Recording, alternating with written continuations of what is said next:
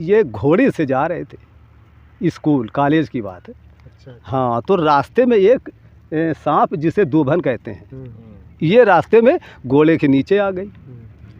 तो ये उतरे कि देखो मारा वो फैला देगी। धान का खेत है, धान के खेत में बैठ के हम लोग जो है दादाजी ज्ञान वाली चीज़ें ले रहे हैं। पंथी को मालूम नहीं कौन बूंद मोती बन जाए, मेघों को मालूम नहीं तो प्रात सवेरे उठकर पंछी दाना चुगने चल देते हैं।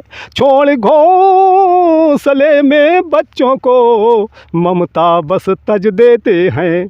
पर शिकार किसका हो जाए, पर शिकार किसका हो जाए, ये पंछी को मालूम नहीं कौन बूंद मोती बन जाए, मेघों को मालूम नहीं। अब हमारे देश में देखिए कि लड़की कहीं की है और लड़का कहीं का। तो दो अनजाने राही देखो एक दाम्पत्य सूत से बंधते हैं, दोनों आपस में हिल मिल कर जीवन नैया खेते हैं।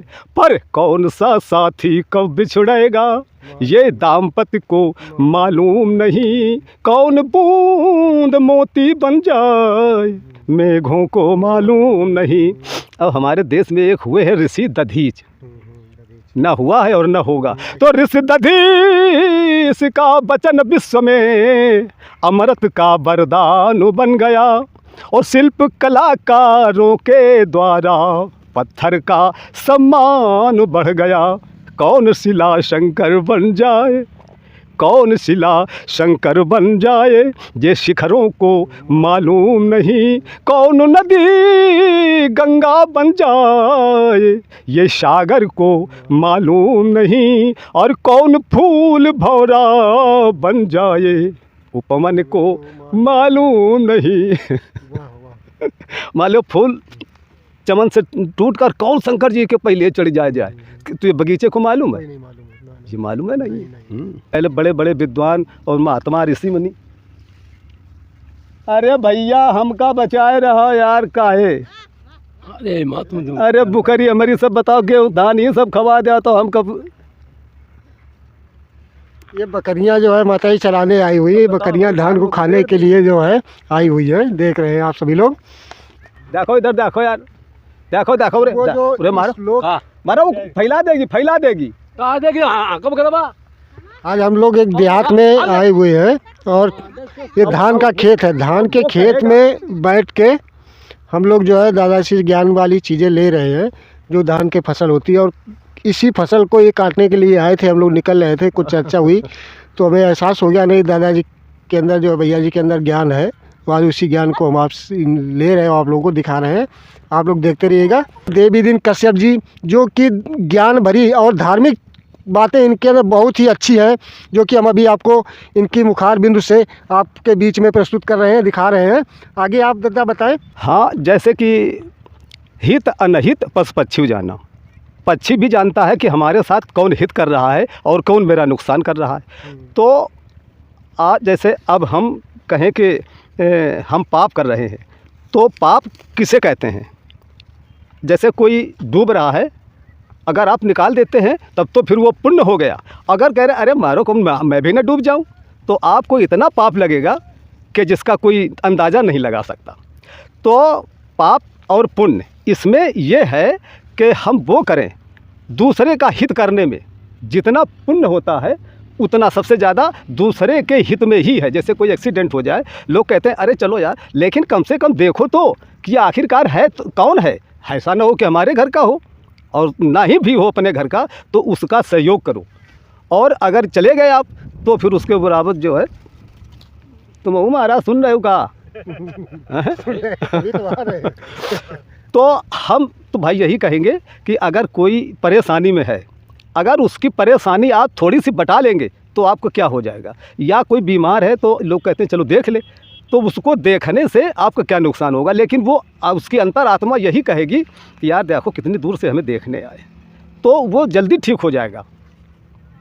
हाँ, उसके अंदर एक मनोबल उसका बढ़ जाता है। हाँ, और उसकी कि नहीं, इन्होंने हमारा थोड़ा नहीं, जितना हो सके करने के लिए अपने सोचा। से अपने से किसी का नुकसान न होना नहीं चाहिए। अगर आप जैसे लिखा है कि बदले की भावना, जैसे आपको किसी ने गाली दी या आपका कुछ नुकसान कर दिया, तो आप अपने मन में ये न विचार लाएं कि हम साले किसका ज़्यादा नुकसान कर देंगे, या इसने हमें एक गाली दी है तो इसको हम 4 गाली। बिल्कुल मौन रहिए, उसका तो देखने वाला ऊपर है। वो दोबारा जैसे कोई बार बार नहीं मान रहा है तो वो मन में विचार करेगा कि यार देखो हमने इसे गाली दी और ये हंस के चला गया। हाँ, वो बाद में सोचेगा। हाँ, वो सोचेगा, विचार करेगा कि यार मैंने गलत किया। और कुछ समय के बाद वो हाथ जोड़ के, भैया माफ़ी मांगे, मैंने यार गलती की है, अब मुझे माफ़ कर दो, दोबारा से नहीं देंगे। जैसे कि अब वो तमाम बातें हैं, उसके लिए हम क्या कहें कि हमारा जीवन कितना कठिनाई से हुआ है।